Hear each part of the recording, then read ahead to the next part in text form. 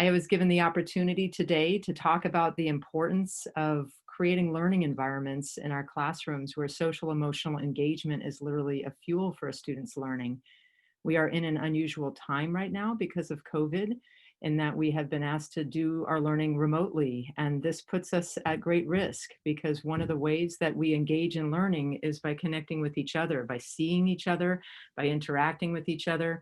We give each other something called dopamine. And even if you're not a child of the 70s like me, dopamine is just dope. So when you see each other and you're connecting and interacting with each other, dopamine actually is a neuroendorphin that's released in your brain that gets you craving what you're getting. And so we really need to stay connected, even if we are learning remotely or in person, and building those relationships, because the neuroscience tells us that it's not really negotiable. So I'm happy to be here connecting with all of you today to share with you the social emotional engagement knowledge and skills. I am a co-developer of this particular framework. It is an approach, a process, and a set of tools that allows us to measure engagement levels. How connected are our learners? And how do we enhance engagement when we see there are opportunities, but also a tool for mentoring one another, so teachers can mentor one another to find what is working and identify some next steps. All of the tools in this particular lecture are available through that tiny URL, but also the handout that's available through the app for today's training. You'll see SEEK's Tools 2020. You'll see freely accessible tools for measuring engagement in the classroom, but also a quick reference tool for instructional strategies to foster engagement, as well as mentorship tools. There's also another link in there that's tinyurl.com. Take a picture of it with your cell phone, and it's /supports for home learning. And it's basically some of the same concepts, but mirrored for what do we do when we're in a remote platform like this to stay engaged. If I didn't leave enough time for that, we'll make sure to put that into the chat through the app so you have those links as well. But today I hope to cover the why. Why do we need to think about active engagement in the classroom? What do we do to get that? And then how do we sustain it? How do we get our teachers talking about engagement all the time and fueling each other up to support our learners? So the first topic is why. Why do we benefit from measuring and addressing student engagement in the classroom? And the bottom line is, from the time we were born until the time we go into the classroom, we learn when we're captivated by the social world. When we find people interesting, desirable, predictable, we pay more attention to them, we listen to them, we imitate them, and we learn. And this relates to all human beings. Every single one of us needs to be captivated by the social world if we're going to learn in a classroom environment, if we're going to learn reading and math and science and social and emotional competence. We need to be captivated by one another and connect with one another. Social engagement is literally the fuel for that learning.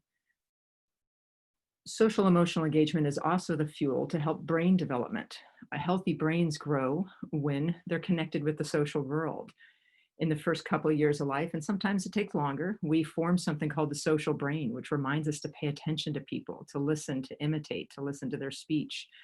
And it leads us to communicate at higher rates of communication, which is the fuel needed for language acquisition and to develop the language hemispheres of the brain, and ultimately executive functioning.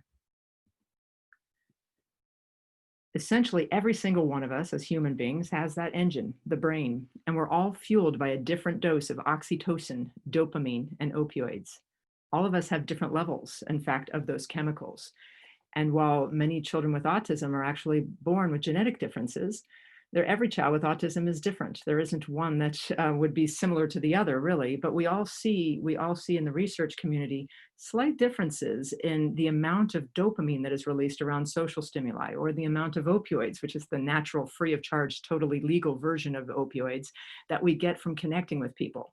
Some of us, for example, are totally doped up by people and can't get enough of them. Others of us are like, yeah, I can live without people.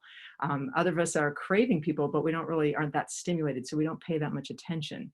All of that relates to these chemicals that are released in our brain. But if we want to be learners, if we want to be a successful learner within the social world, and we got to pay attention to people. How do we do that? We got to make sure the people we're paying attention to us are captivating us. We've got to make sure that we are figuring out ways to get kids hooked on people, get them so hooked that they form that social brain, they're communicating high rates of nonverbal communication, so that they start to develop their language skills and ultimately get to this phase of learning that we call social maintaining, which is called reputation management. And essentially what that is that where people care so much about people that they want to fit in and learn social skills and social rules. It all begins though with just simply paying attention to people, and how much we are doped up by people, get that stimulation in our brain matters. And since every one of us is born with slightly different genetics, some of us are more inclined toward people than others. We as teachers and educators need to make sure we become the brightest, shiniest object in the room. We become predictable, desirable, meaningful, so we can captivate our learners and go from there. That's how we fuel the engine to run. And what we do in the social emotional engagement, knowledge and skills, process essentially, and approach is help teachers and educators, also family members and early childhood educators. We teach the idea of defining what engagement is. How do you know that a learner is actively engaged in your classroom? First and foremost, they need the 3 I's of engagement. They need investment, which means they need to care. They need to be enjoying it, showing some level of positive emotion. Then you know they're actively engaged. They're showing up there and wanting it to stay, continue on.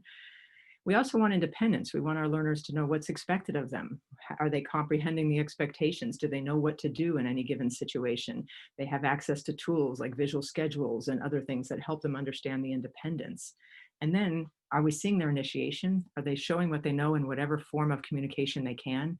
Can they communicate non-verbally or with picture symbols or speech? What their knowledge is in the situation. If you see all 3 I's, then you know that the lights are on in the brain and there is some serious learning going on there. So our goal is all about getting kids to climb up the social engagement ladder. In the handouts that I've associated with this particular talk, during this talk, you should have 2 different versions of the social engagement ladder that are freely accessible on page 7 and page 8. You have the group version. So if you're a teacher and you want to collect, sort of formatively how actively engaged my students are, you get literally tally how many students are, say, a 0 and no focus. They're not paying any attention to you. That's a 0. Emerging fleeting is when they come in, come out, but they'd much rather be doing their own thing, versus partially engaged where they're kind of following you, but they're always in the follower role instead of the initiator or the leader role. If we get some kids up to the 3s or the 4s, those are the kids that are mostly and fully engaged. They're initiating, they're invested, and they're independent in their learning.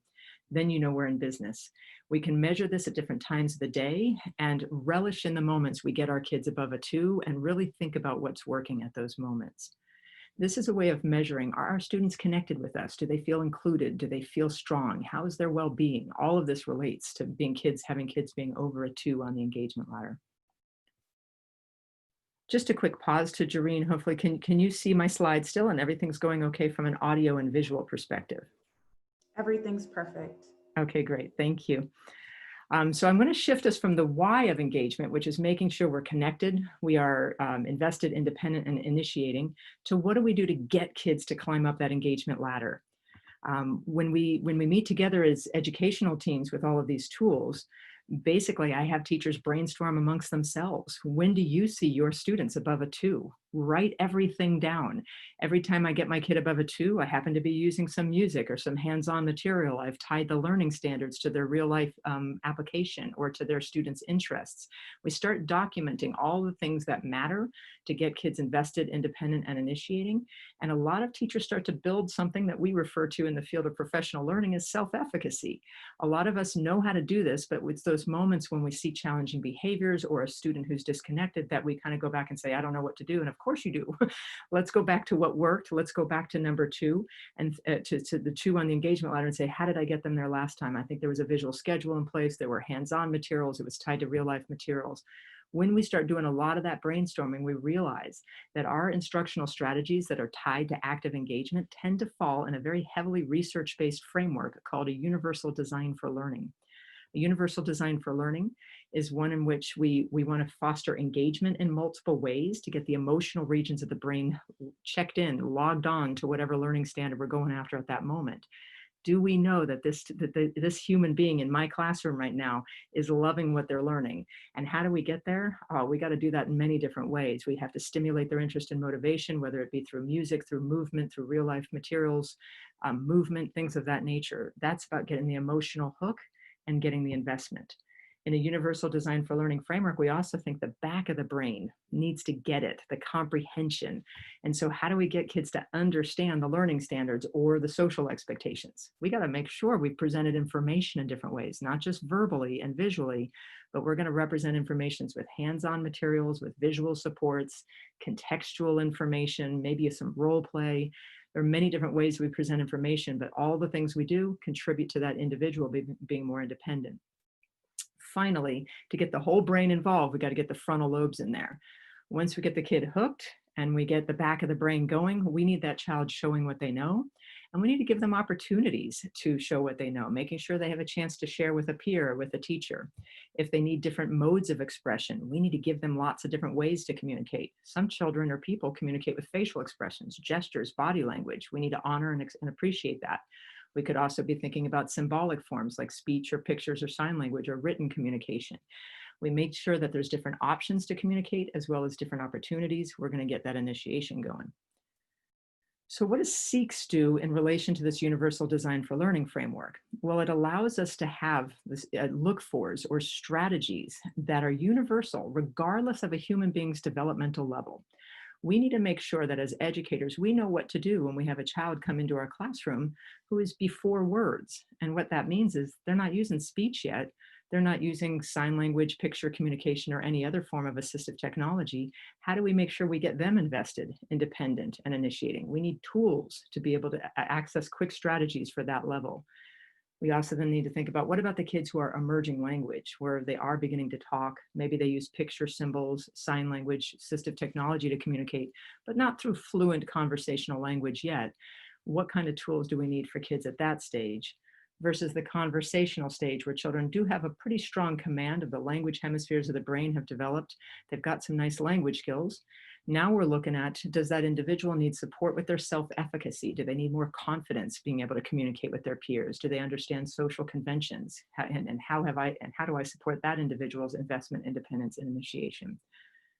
So in SEEKS, we have a tool that I've provided for you in your handout. I believe it's on page 9 and 10 of your handout. You'll be able to print off, freely accessible. You're welcome to go play around with it. And what you're seeing on the left-hand side is the universal design for learning framework of foster investment, foster independence, and then on page 10, you'll see foster initiation. But what would that look like in a classroom, kind of activity if there's students in my classroom that are before words, emerging language, or conversational?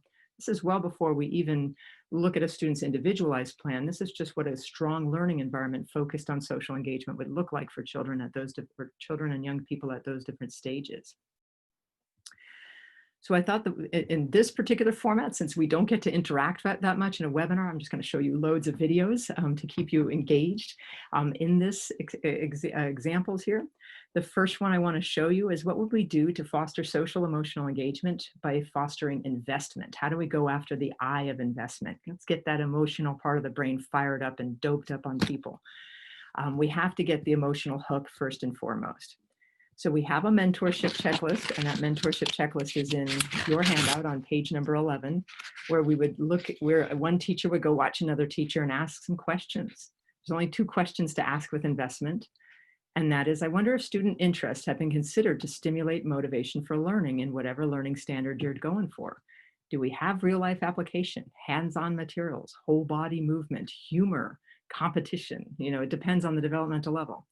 And then do we have tools for students to stay actively engaged throughout this activity? So those are our 2 key primary questions. But that's going to look different if you're working with students who are not yet talking, so the before words kids, the emerging language, or the conversational stage. So you would look over and say, all right, I've got some before words kids and I want to get the emotional hook. What would I do? And I look over here and I say, I better have hands-on materials, because sitting around talking to that child is probably going to disengage them and make them feel disconnected. Their language hemispheres haven't yet blossomed in their brain. So instead, let's get some hands-on materials, some gross motor movement, maybe some music, some art, some cooking. And if we want them to stay engaged, we keep this, the class size is relatively small. We make sure they always have something to touch and feel in their hands. That's going to keep them invested. So I'll show you that when it comes to before words kids. And then as we move through the videos, you're going to see how we can start to shift it a little bit for emerging language and conversational level. So here's your trick for before words kids. What would we do to fuel investment? I will give you a hint. As I mentioned before, it's probably not by sitting around and talking to them. That's probably one way to keep them at the lower end of the active engagement ladder. But if we fuel their investment by putting hands-on material, messy play, exploration with different textures, art, building, cooking, and so forth. Now, every child is different with the kind of messy play that they want to tolerate or deal with. But I will tell you that there's something about water in its either frozen or liquid form that is just a really great strategy for investment. On the water table with ice cubes in it, oh, you can get a whole group of kids who are before words together playing with that and finding it, just the cause and effect of that, so interesting. The child on the far left that you see here is an image of paper mache. He was partially included in a kindergarten classroom, and his teacher knew that when he come into the classroom, he doesn't have any language yet, but she wanted him to feel included. So whenever that child came in, there was always art materials out on the table, and today they were learning about planet Earth and about the importance of recycling and Earth Day. So she said, a perfect day to do paper mache. I'm going to have all the materials out, and this before words kid is right alongside a conversational level kindergartner and feeling included because we had materials that were fostering his investment. Let me show you an example of an adolescent, a young person with autism, whose teacher found the power of music. He wanted to make sure his student was invested enough to stay at circle time with him for long periods of time and to always keep coming back for school. They probably played this guitar 2-3 hours a day because it works so well for this young person, but also his or her peers. But this is just an example, and my hope is that you'll be able to hear it just fine. In fact, yeah, I'm going to have Jareen, if you can show me your video, maybe just give me a thumbs up that you're hearing it. That way I know that I'm good to go. Okay. The guitar. Oh. Oh yes. Yes. Oh yes. Oh yes. Oh yes. Oh yes. Oh yes. Yes. Oh. Yes. Oh yes. Oh yes. Oh yes. Oh yes.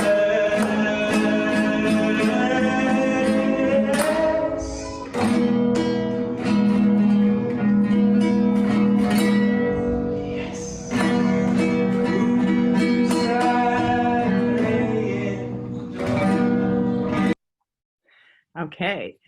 So as you can see, I get all doped up just watching this teacher, and I'm not even in his classroom right now. So he's fueling my investment, and I happen to have conversational language, but this young person who the reason why he wears what the British call ear defenders or noise defenders, he's wearing these protective things on his ears, is because he doesn't even like it when people talk. When people talk, it's just overwhelming. And so how are we going to connect? How are we going to engage with him? Through music, through connection. So I just wanted to share that. I wish we could all be as talented as this young teacher, but if not the guitar, we can use all kinds of other forms of music and other things that would connect with our learners. I saw a chat from one of our participants, Maya. She said water tubes. Water tubes is another way to get in there for those before word kids to see if we can get some investment. So I'm going to show you another example. This young man, they constantly talked about how he was task avoiding and he was difficult to engage. And I said, let's change the conversation. He's not yet talking consistently, so I would consider him before words. And if we want to get him invested, we need to think about what hands-on materials, messy play, different textures that he would like to engage with so we can stimulate his interest in the learning. They really wanted him to sit at the table and do something productive for his leisure activities. And it's a little blurry on the video right now because he's a little blurry. He's always constantly moving back and forth and back and forth. How are you going to get a young person like this, he's about 15 years old, to sit down at the table and do something productive? You have to get his emotional hook. They learned that he liked to touch textured paper, little tissue paper, and he liked different colors. He was very good at matching. And so his art therapist helped with creating this type of thing to foster his investment. So you can see how quickly he sits down and enjoys this activity. Off and chill. Oh, let's finish the flower. Here's the glue.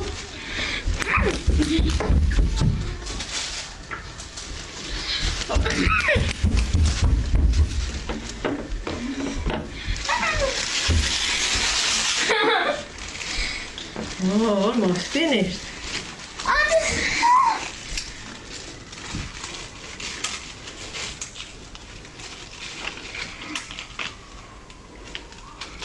Beautiful shell. Come on.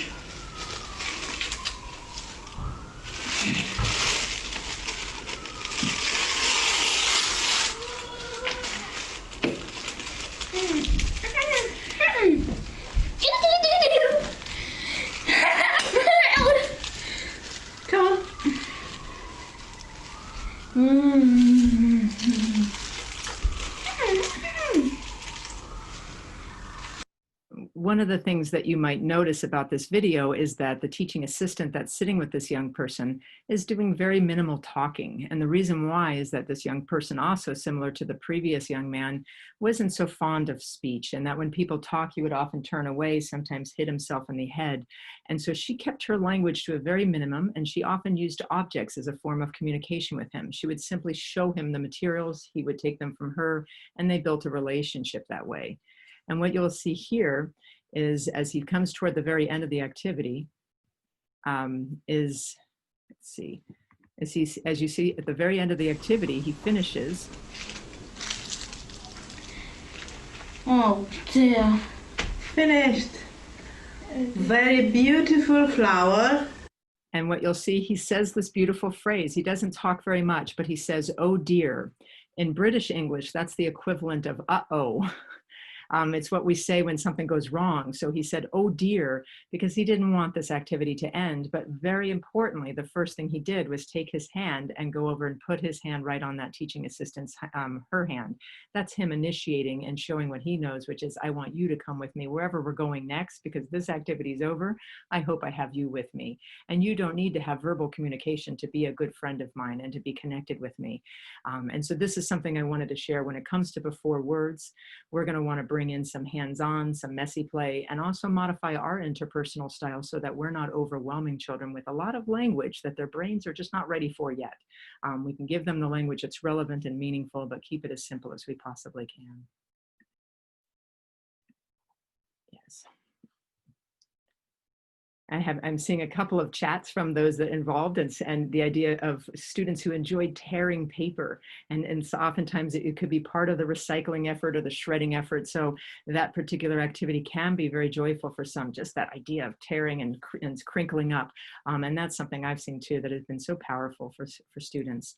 Now I'm going to shift us over to the emerging language. So we want to get emotional investment, but we have more language in the, developing in the language hemispheres of the brain. So if you look at our quick reference guide under emerging language, which you would see here in the middle column, what we're going to do to get emotional engagement at this point is we're going to bring in a little role play. If we read a story, we're going to act out that story with hands-on materials. So we're still going to have the hands-on, but we want to create shared experience so the children who are building their language hemispheres really get it and really understand.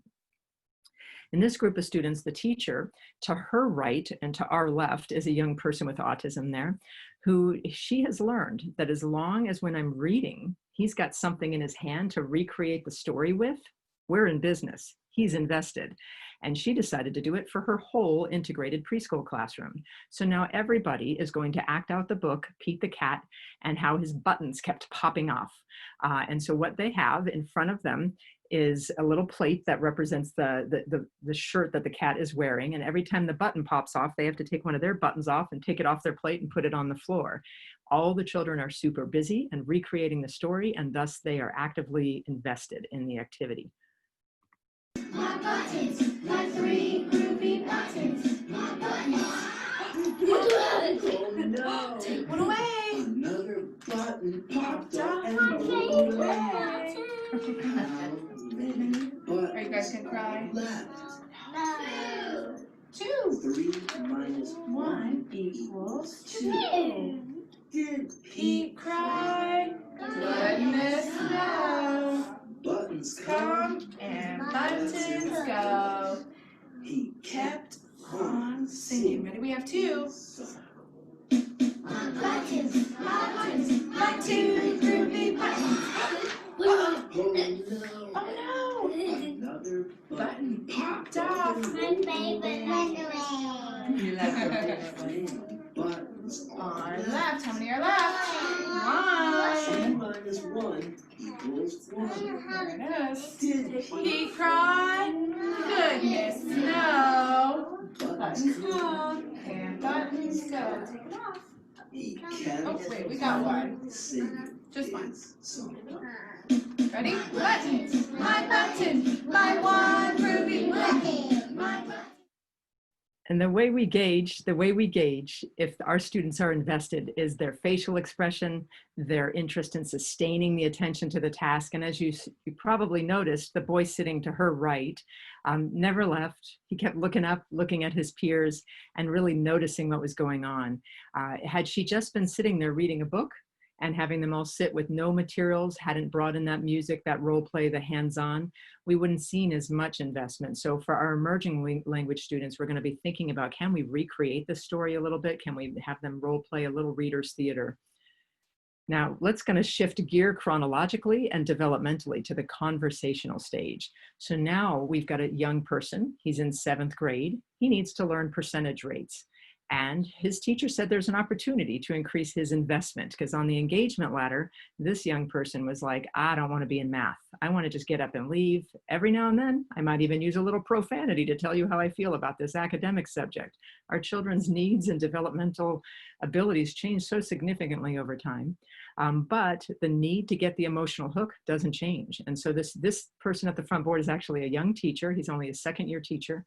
He's like, I wasn't prepared for this young person in my classroom with a social emotional difference like this, but he's challenged me.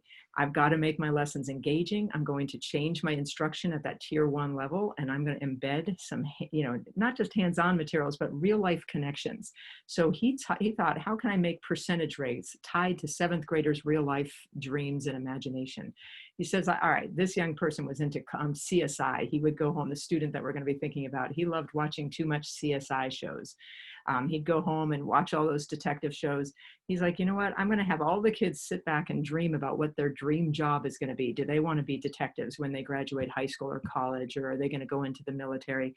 I'm going to let them know how much they're going to earn. And then with our percentage rates task, I'm going to help them learn about budgeting. You spend 30% on your home, this amount on your transportation, this amount on food.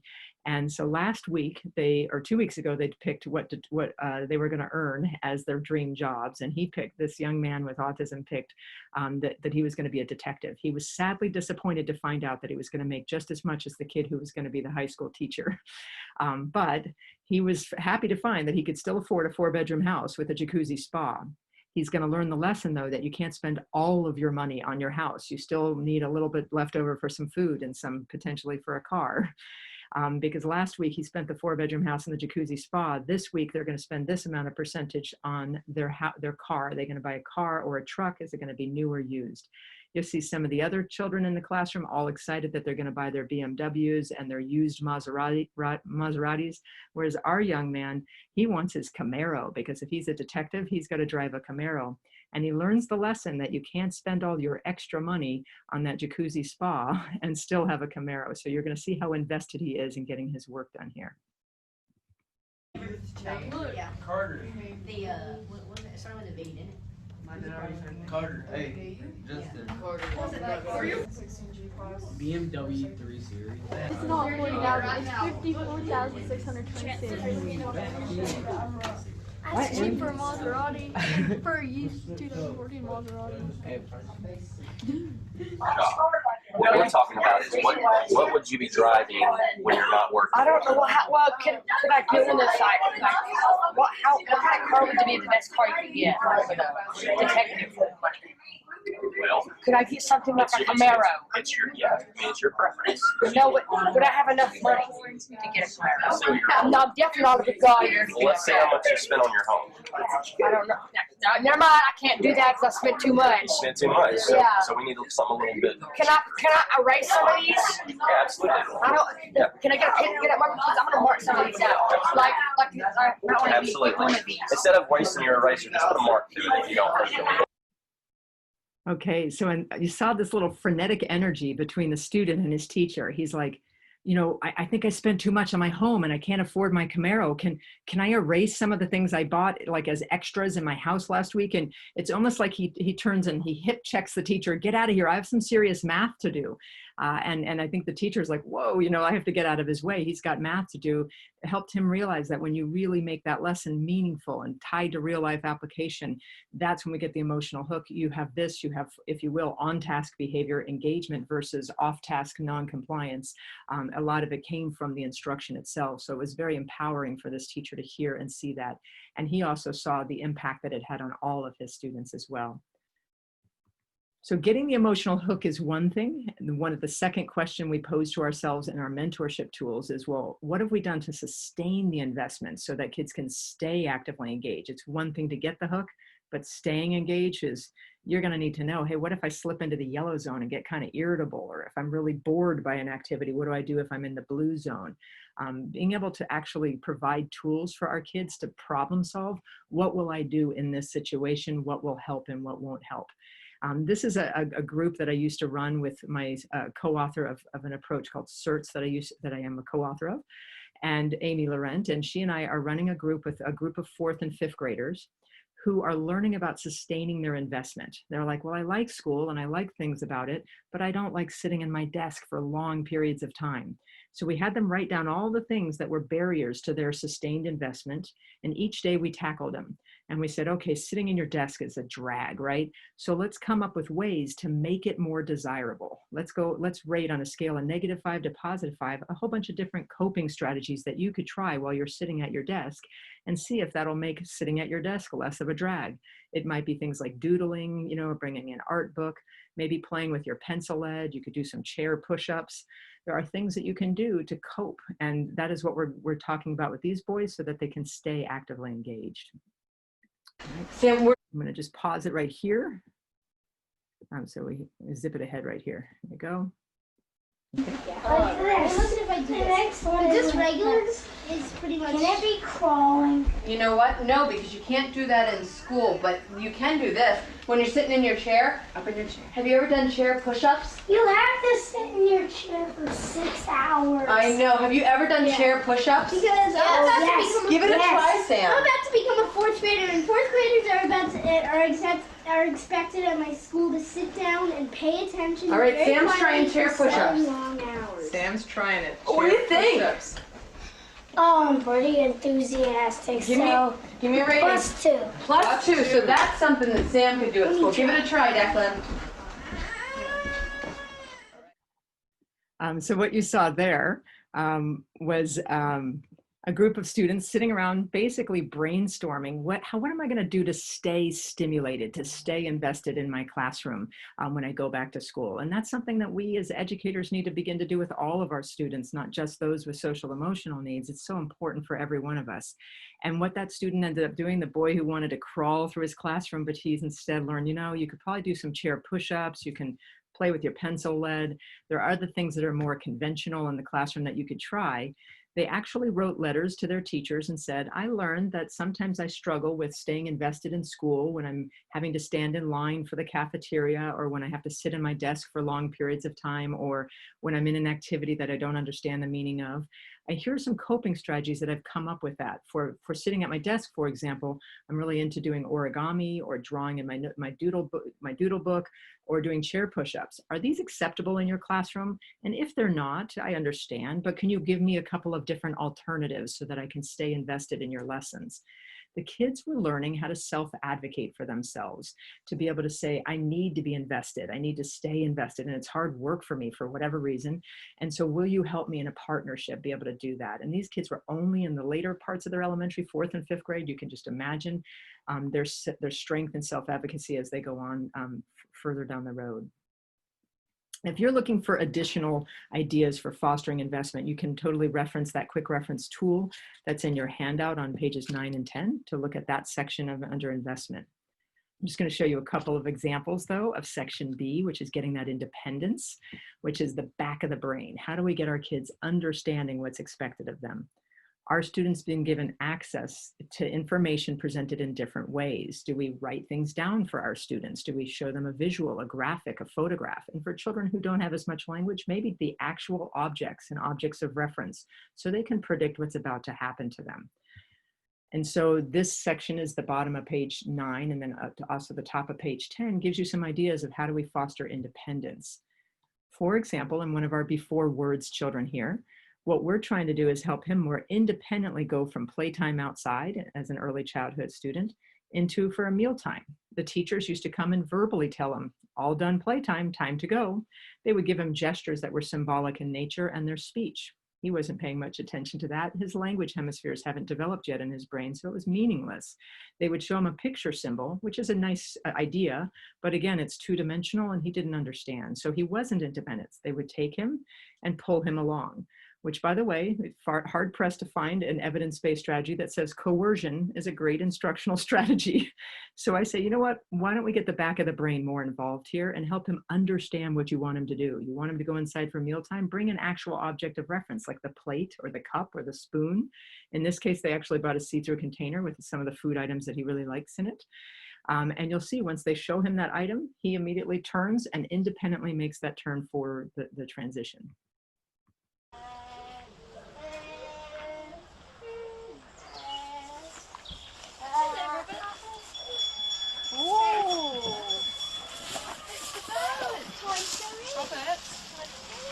Time to snack. Let's go. Laura, you can bring shoes and All right, and one of the things you'll notice is that she took his hand anyway, even though I'm filming her and hoping she'll support his independence. I gave her a hard time afterward, the teacher, and I said, we were going for his independence, and he did independently make the decision to go inside, but then you took his hand anyway. And she's like, well, can't I hold my students' hands? And I said, yes, we can if they want to, and it's comforting to them, and it's a source of mutual regulation. But I want you to ask, do you ever feel yourself pulling? Because if you feel yourself pulling, his back of the brain doesn't understand what's happening and he's in confusion. We want to stop and think, how can I present information in different ways? How do I give him another object to support him? So it's absolutely fine to hold hands, but it's more important to foster independence in many respects. So as we show off through the emerging language, how do we support independence in a classroom that's dynamic? It might be an integrated preschool classroom, as you see here, and a couple of children with autism on the left-hand side, and children who are typically developing over here. How do they know where to take turns amongst them? Well, we got to give them visual supports. In front of this teacher is something we call a turn-taking dial. So each time they come to a center, they take their photograph and they put it on the turn-taking dial in clockwise rotation. And this way, the child can predict when his turn is following his other peers' turns. And it empowers the child, he understands it more, and therefore he's going to be more independent. And this shows one of the first times the teacher uses it. She puts the support on the table and the children independently utilize it before she even sits down, so they know what the turn sequence is going to be. The recording sheet. Let me see if I can get. Are you getting everybody out there for you?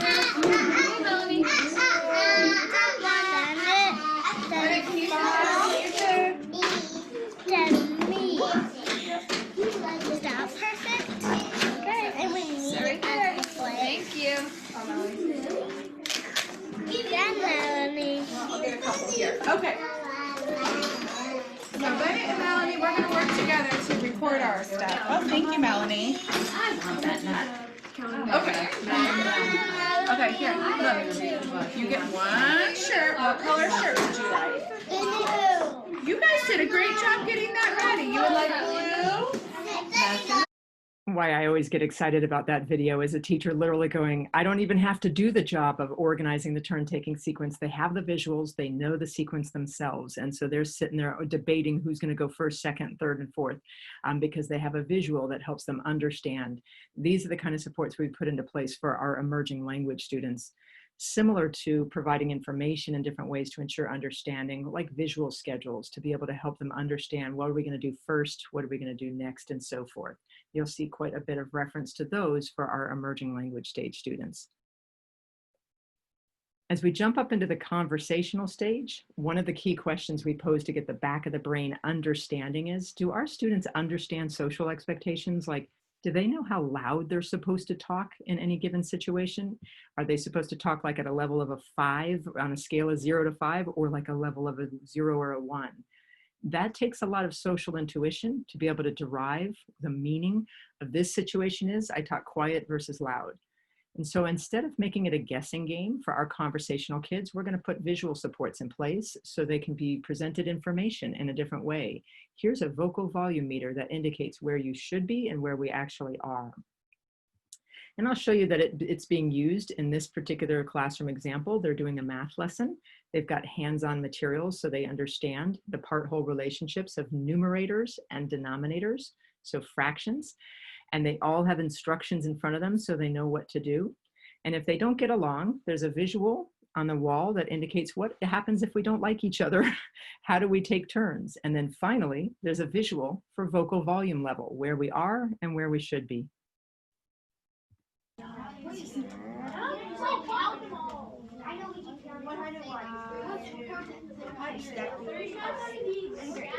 36. 45. 45. 14. I got the lowest number. Yeah. 45. Okay, so what do you have? 32. 45. Now start putting yours into groups. Start putting them into groups. Yeah, I can't do the color thing. You guys have to do it. Oh, wow. I can do whites. There's a purple rest. Is this purple or pink? Purple. Purple. Is there pink? No way. No. Yeah, I want right this here. one. Oh, this one. No way. No way. Really? Oh my gosh. I thought Elise said What is this? I have to do this today. always more yellow. And there's that volume control center the teacher created, where we should be versus where we are. And that's a visual representation so that students can be more independent with being able to gauge that piece. If you're looking for more strategies around independence, that's where the quick reference tool that is in your handout comes in at the bottom of page 9 and the top of page 10. Which means I'm going to conclude with section C, which is, are we getting our kids initiating, showing what they know? And regardless of whether it be 4 words, emerging language, conversational, we need to have a tool that reminds us, do we have different options for communication, whether we're encouraging responses through facial expressions, gestures, pictures, symbols, or speech? And are we giving lots of opportunities for that? This is where you would refer to in your quick reference tool for what we would do for before words, emerging language, and conversational. So I just want to give you a couple of examples, or one example at each. For the before words kids, I'm a huge fan of letting them see their choices, but still having an opportunity for initiation, a see-through container with a lid on it. What a great way to tempt a child to communicate. And oftentimes they just literally have to touch that lid. And this is for art materials in a Christmas project here. And what you're going to see in this one is a little boy named John who's learning to give a container to ask for help. He's asking for a cookie right now, but nobody is prompting him hand over hand. It's up to him to pick it up and hand it. Now they put a photograph on the top of the lid, not of what's in the jar, but reminding him to look toward his teacher, Nikki. His teacher's name is Nikki, and there's a photograph of her, and he at first doesn't understand the photograph, so he just tosses it aside, but it reminds his teacher to say, Nikki, Nikki, help. And as a result, he's thinking about his teacher, gives it to her, looks right up at her, and it's about helping him initiate non-verbally. Nikki,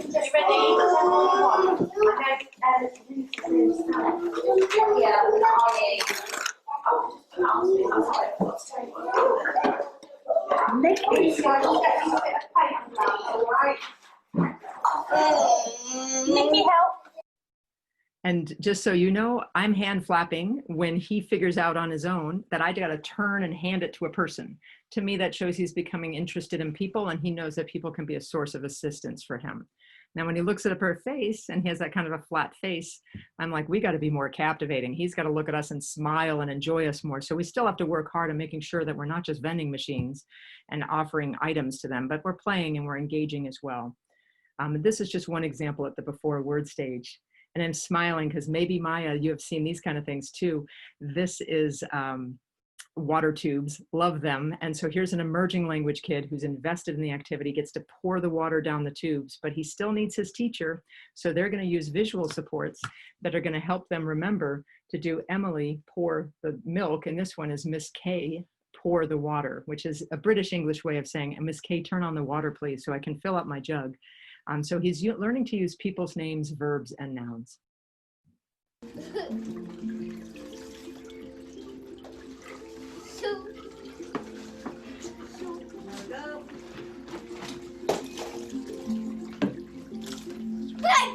job! There's a chick!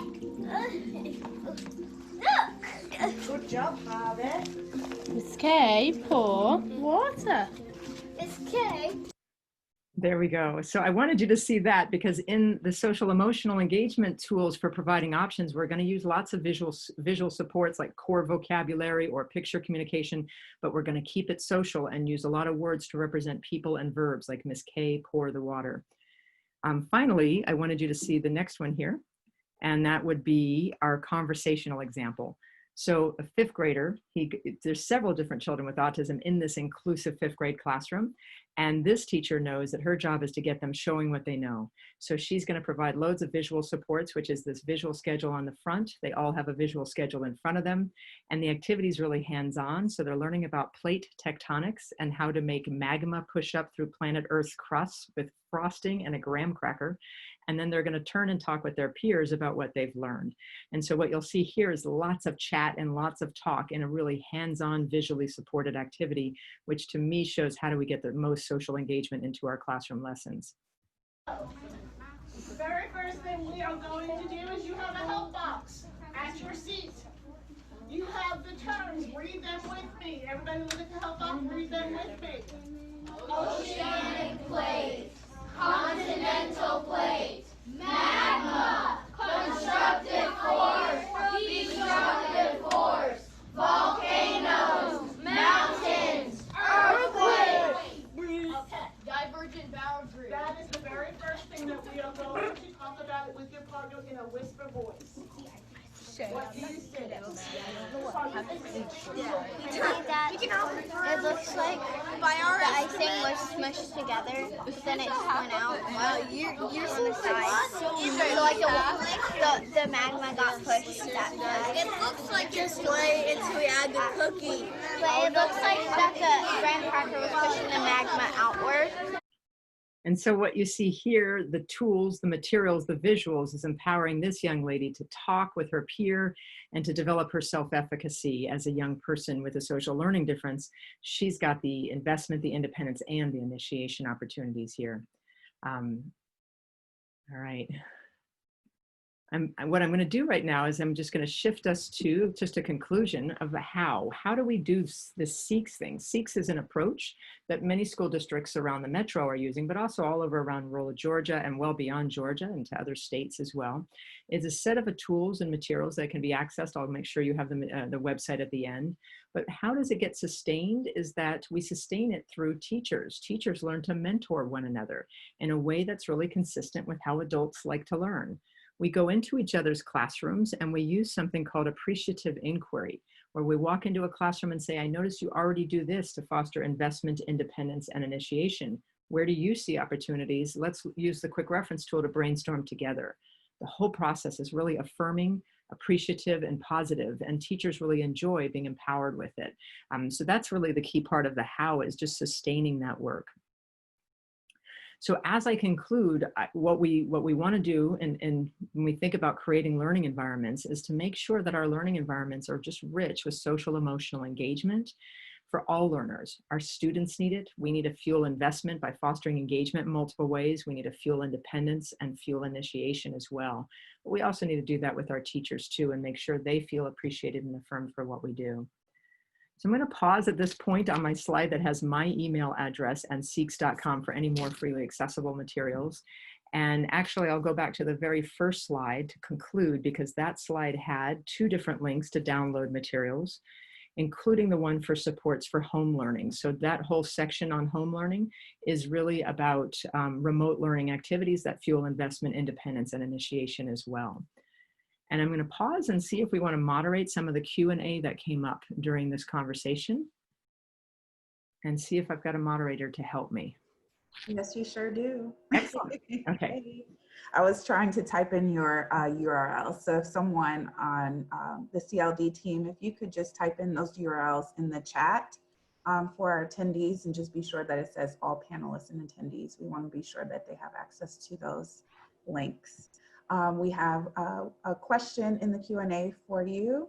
Are there educational outcomes that tend to be improved by CERTs, seemingly due to increased social capacity? For example, it seems like increased social engagement could impact a student's ability to infer social engagement from a reading segment. And that's also in the Q&A if you want to. Yes, I'm reading. It's from Brian. Thank you, Brian. Yeah, there's several different lines of research. One is on universal design for learning, but related to CERTs, which is really my primary, my primary work here on the CERTs model. We've done several different randomized control trials, one in a home setting with parent coaching, and then another in the school-based setting called Classroom CERTs Intervention.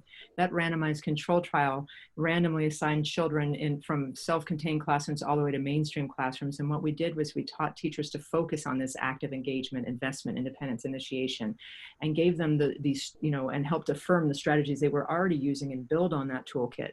And what we saw was increases in executive functioning, so children who are able to be more independent and organized in their learning environment, decreases in what teachers perceived as challenging behaviors. I always say that because we perceive differences in challenge versus not.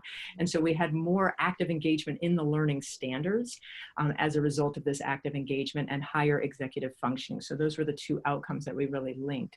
But your question about will it directly link to being able to infer other people's perspectives and during reading and all of that, and just greater awareness, I don't know if we have direct outcomes related to that, but related to executive functioning and active engagement to academics. Excellent. And I just posted your email in the chat as well. That was a question that was asked.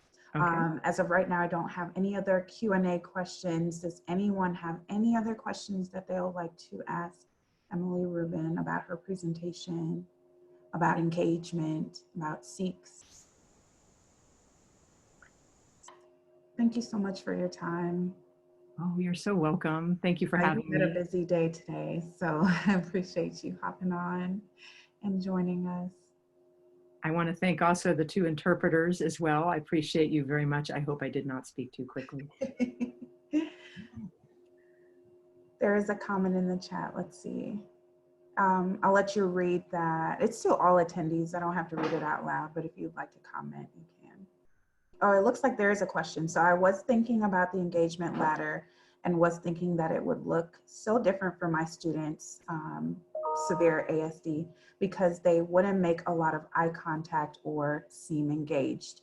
Do you agree that engagement might look different for our students? What a great question, and absolutely. The engagement ladder was written with criterion on the right-hand side there that leaves it a little bit subjective when it comes to how an individual is showing their investment. For example, how do you know that someone with severe autism or even severe, multiple intellectual challenges as well is invested? And that may be, taking in bodily signals. We know whether or not they're looking toward or away is one signal, but if they're staying close to you in close proximity, if they're at homeostasis, meaning they look calm and relaxed, those are signals of investment. If they're able to sustain that, piece, that's how we would make those judgments of climbing up the engagement ladder. There are that individual variations in how individuals show investment. So eye contact would not be the requirement, but investment could be shown simply by proximity, by homeostasis, like they feel good, they feel safe, they're staying with you in some way. That's the beginning of investment. And then similarly, we would judge initiation in a very flexible way too. Some initiate, very subtle body movements with eye gaze toward materials, but not necessarily toward people. So we're looking at gestures, facial expressions, a wide range of different options there too.